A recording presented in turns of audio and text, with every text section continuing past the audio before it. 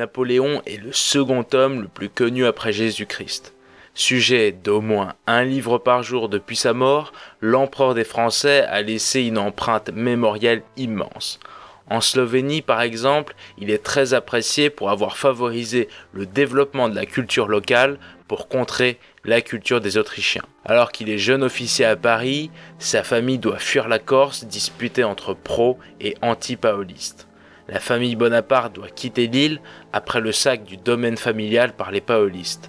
Ils s'installent alors à Marseille et vivent de la solde du jeune Bonaparte. Si sa liaison avec Maria Walesa est connue de tous, ils auront d'ailleurs un enfant et elle lui rendra visite sur l'île d'Elbe.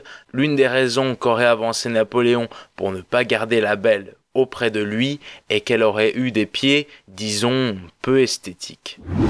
Alors exilé sur l'île d'Elbe, Napoléon prépare depuis longtemps sa fuite. Cela ne l'empêche pas de soigner son image, il dynamise l'économie de l'île, fait construire des routes, améliore les vignes et donne des interviews.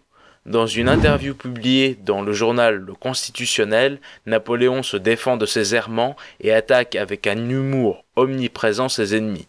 On y découvre un Napoléon bien plus détaché de ses actions que l'histoire ne le laisserait penser. Les images représentant Napoléon avec une main sur l'estomac ont longtemps laissé penser qu'il était atteint d'un cancer de l'estomac qui l'aurait terrassé à Sainte-Hélène, son père l'ayant eu aussi.